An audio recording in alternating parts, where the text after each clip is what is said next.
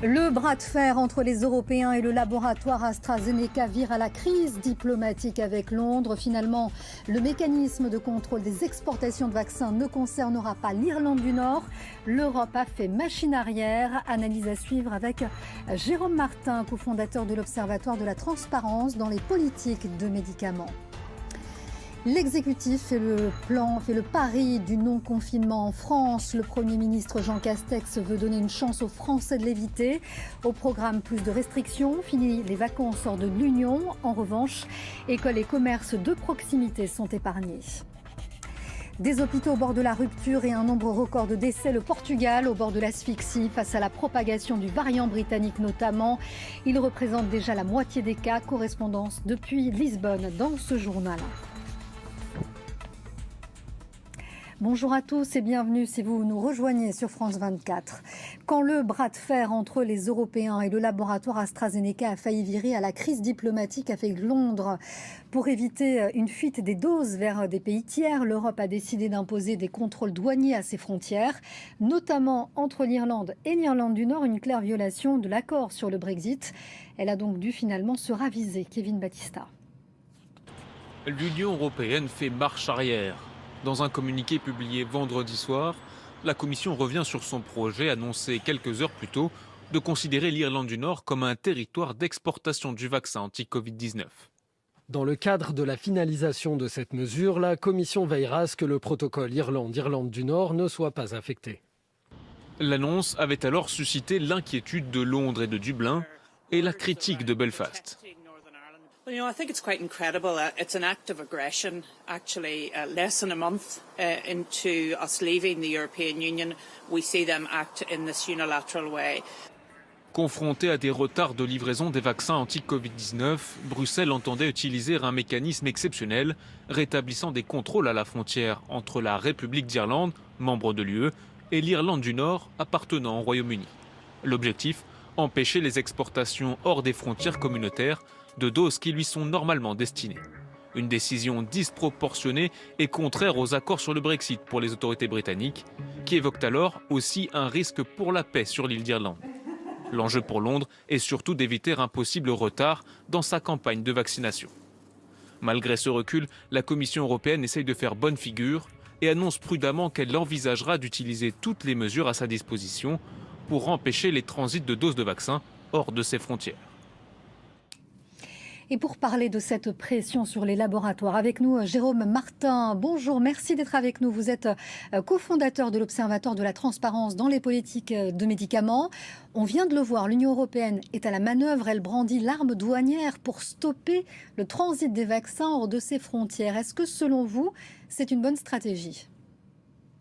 Bonjour, c'est une stratégie qui va être inefficace et qui est inepte puisque le problème de fond, c'est l'insuffisance de la production mondiale.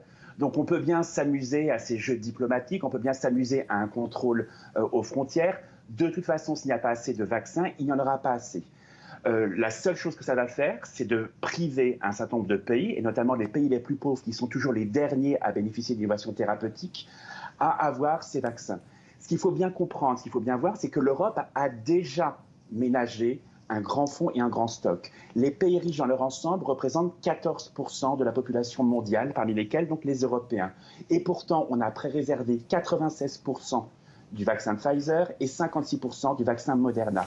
Donc on organise la pénurie dans les autres pays pour privilégier notre marché, pour sauver des vies en Europe, et on voit bien que c'est déjà insuffisant. Donc s'il n'y a pas un travail sur la production, notamment sur les réquisitions, la seule chose que vont faire ces mesures, c'est de priver un peu plus les Africains, alors même qu'on est déjà en train de leur en importer. L'Europe importe à l'Afrique du Sud une production de vaccins. Donc on prive l'Afrique de ces vaccins et on est en train de fermer de mesures douanières et surtout de pas régler le problème de fond. Oui, alors justement, vous parlez de ce nationalisme vaccinal, de ce chacun pour soi.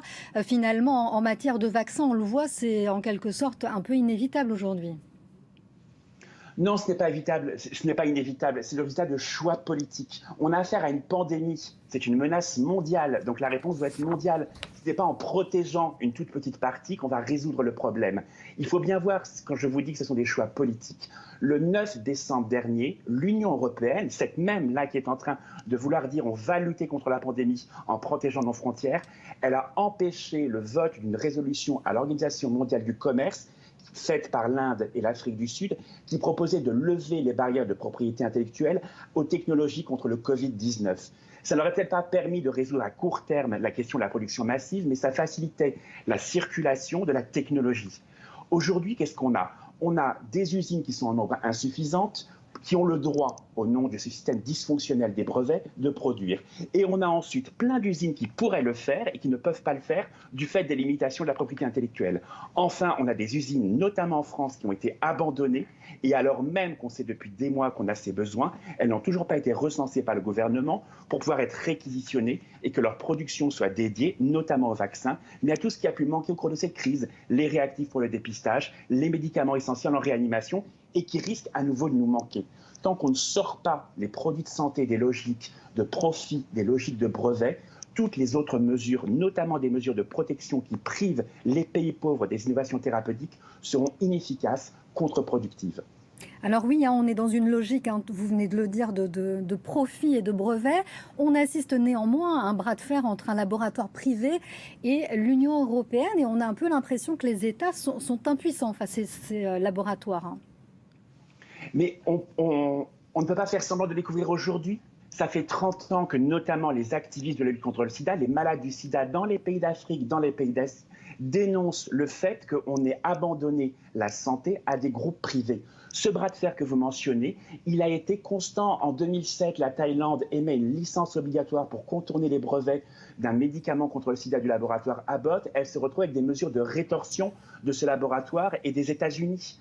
Donc, ce système-là, on l'a accepté, nous, citoyens des pays riches, on a accepté que nos dirigeants l'entretiennent, on a accepté de confier ces produits de santé à des groupes privés à la loi de l'offre et de la demande, et tout d'un coup, on s'étonne que ça ne marche plus, alors qu'on sait que ça ne marche pas depuis 30 ans. Alors justement, une dernière question là-dessus. Alors comment aujourd'hui l'Europe peut retrouver une certaine souveraineté en matière de santé publique et d'accès aux médicaments, aux vaccins ?